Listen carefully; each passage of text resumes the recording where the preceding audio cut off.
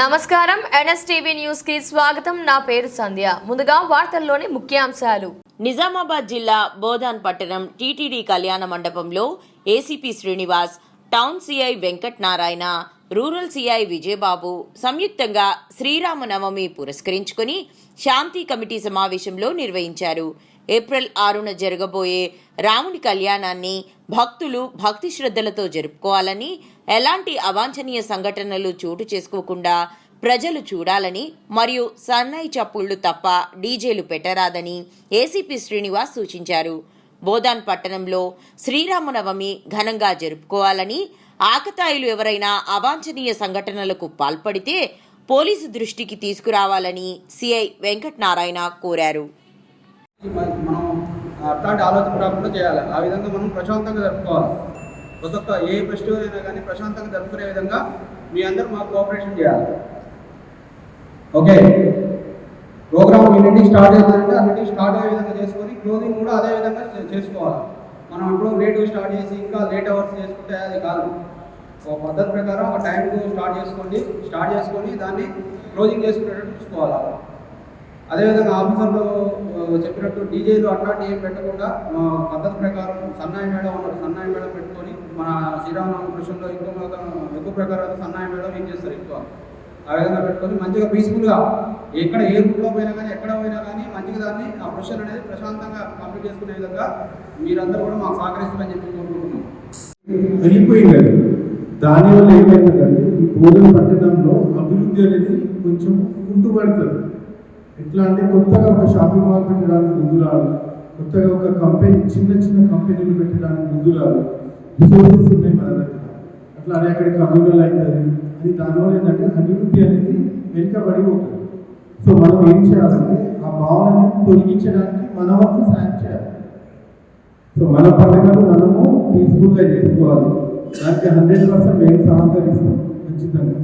అదేవిధంగా వేరే వాళ్ళ పండుగలు వేరే వాళ్ళ ప్రోగ్రామ్స్ ఉన్నప్పుడు కూడా మనము విద్యాశక్తులు వాళ్ళకు కూడా మనం సపోర్ట్ చేయాలి.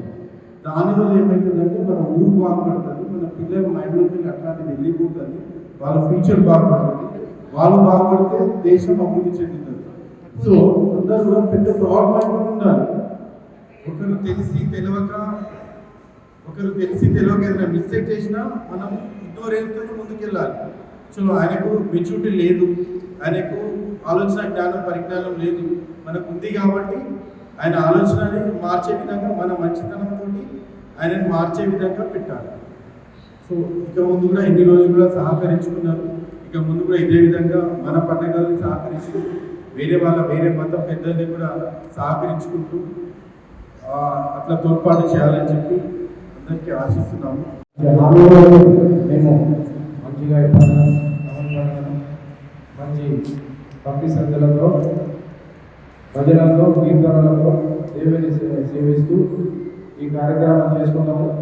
ఎలాంటి అవాంఛనీయ సంఘటన లేకుండా మరియు మేము మత సమావేశానికి పాల్పడుతూ ఈ పండుగని శ్రీరామనవమి పండుగని ఎంతో భక్తి శ్రద్ధలతో జరుపుకున్నామని నేను చెప్పడం చాలా సంతోషం. ఇదే విధంగా శ్రీరామనవమి అనేది యుగాలు జరుగుతూనే ఉన్నది, ఇంకా జరుగుతూనే ఉంటుంది. మనకు ఆదర్శం ఉంది. కాబట్టి మనం ఈ పండుగని ప్రతి సంవత్సరం ఇన్ని యుగాలైనా కూడా ఈ రామనవమి జరుపుకుంటాం. సో మీ అందరూ కూడా మా రిక్వెస్ట్ ఏంటంటే పండుగ జరుపుకునేటప్పుడు కొంచెం సహనం పాటించి ఓపికతోటి, ముఖ్యంగా ఈ క్రాకర్స్ కాల్చేటప్పుడు అవి ఇళ్ళలో పడతాయి, లేదంటే వేరే మత ప్రదేశాల్లో పడుతుంటాయి. అప్పుడు కొంచెం టెన్షన్ అయ్యే అవకాశం ఉంటుంది. మీరు అందరూ కూడా ఈ క్రాకర్స్ కాల్చేటప్పుడు దృష్టిలో పెట్టుకోండి. ఓపెన్ ప్లేస్ ఎక్కడ ఇబ్బంది లేదు, మిగతా వరకు హామీ లేదన్న ప్లేస్లో మీరు కాల్సిన బాగుంటుంది. కానీ ఒక్కోసారి ఈ క్రాకర్స్ వల్ల చాలా సంఘటన జరిగింది. మేము చాలా చూసినాం కూడా. దానివల్ల టెన్షన్ క్రియేట్ కావడం ఎక్కువ ఉంది. ఇవన్నీ కూడా మనసులో పెట్టుకుని మనకు భక్తి ప్రధానం, కానీ ఈ క్రాకర్స్ ఇది కాదు. ముఖ్యంగా మామూలుగా మేము చిన్నప్పుడు రామనవమికి భజనలు చేస్తుండేవారు. భజనతో